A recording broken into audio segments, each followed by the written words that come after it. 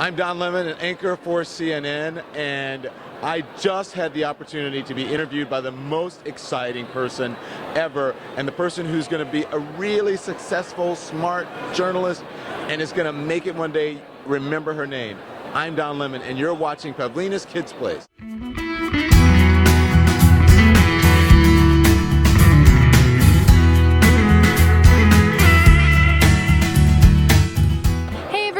Pavlina from Pavlina's Kidz Place, and I'm here at the NABJ Convention, and I'm here with a CNN news anchor, Don Lemon. Hello. Hi, Pavlina. How you doing? I'm great. How are you? I'm great. I'm very excited to be interviewed by you. I'm excited to be interviewing you. Oh, yay. What do you want to know? I know. Okay. So, you've always gone past what could be done and, make it happen, like flying yourself over to Africa for the HIV crisis.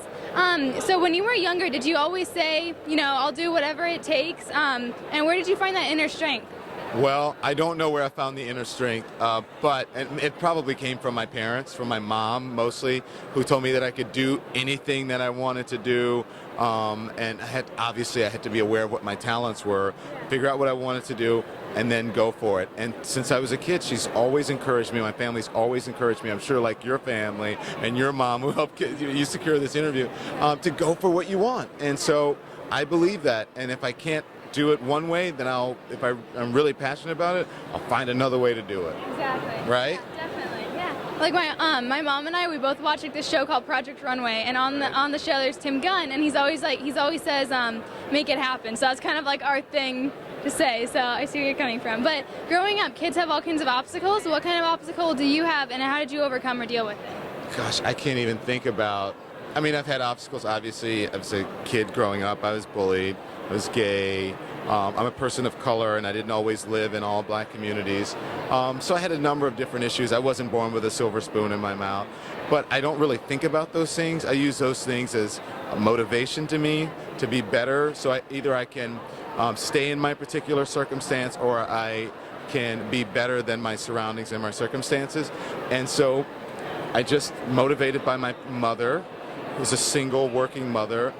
That's kind of, that I kind of overcame any challenges that I had, I believe. I still have them, but they're still motivators instead of hindrances or blocks.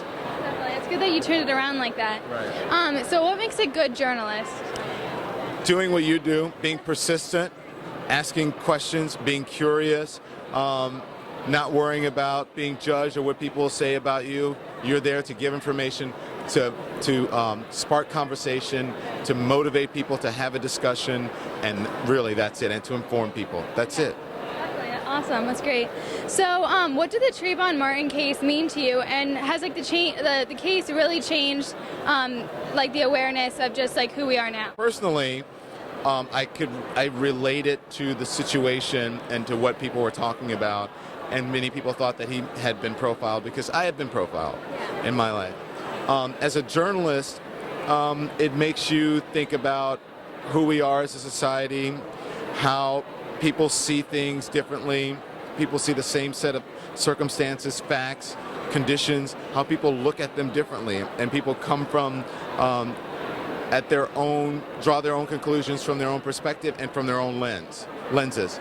And so that's what it meant to me as a journalist. I was just observing how people who saw the same facts, the same information, and they viewed it differently and came to different conclusions. And much of that had to do with people's backgrounds, right? Whether you're black or white, whether you're gay or straight, whether you're whatever religion you are, where you came from, your socioeconomic level, whatever that. People see things differently. So that's, as a journalist, that's kind of what it meant to me. But also just being in it and watching it unfold and being there for the conclusion of it, the verdict. It was quite the journey. Has anyone ever said anything, to change you as a reporter, in a certain way, or to not cover certain issues? Sure, people try to get. Management usually doesn't try to get you not to cover certain issues, but if you're going to cover them, then you need to look at them from a number of different perspectives. And there's more than one side, there's more than two sides, there's more than three sides or four sides to every story. And you try to look at it from as many different perspectives as possible and then condense it into however much time you have to put it on television. I think people, rather than people trying to get me not to cover certain stories, that doesn't come from inside of any news organization. I mean, I have at some other news organizations. I'm speaking specifically about CNN now.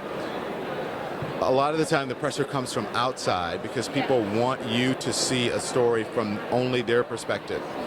And the world doesn't work like that. Exactly, yeah. So what has been like the biggest story moment for you? The biggest story moment for me is the last one I worked on, which is probably Trayvon Martin, George Zimmerman. But I mean, I have covered many big stories. I covered the death of Osama bin Laden. I covered the inauguration of Barack Obama both times. I covered 9/11. I covered the plane crash that happened shortly after 9/11. There have been many stories, and usually the one that I'm covering at the moment is the biggest. And I covered the Trayvon Martin case and was there, as I said, for the verdict. That was a big deal in American culture. And so there have been a lot, and too many to mention. Probably one that that sticks out. I think it's probably a lot of them. Oh, and I'm proud of all of them. What are your upcoming plans and events? Well, right now I'm just trying to get through the NABJ conference. And then after this, I'm working on the 50th anniversary of the March on Washington, which is a special that we have coming up later in August. And then I am crafting and perfecting my No Talking Points segment that has gotten a lot of attention recently. And I'm going to continue to do that and continue the conversations that come from that. Awesome. Thank you so much for talking to me. Is that it? Yeah, that's it. That was great. I thought you were going to grill me. Oh, I know. I should. You're still a tough cookie, though. Thank you. Thank you. High five. Appreciate it.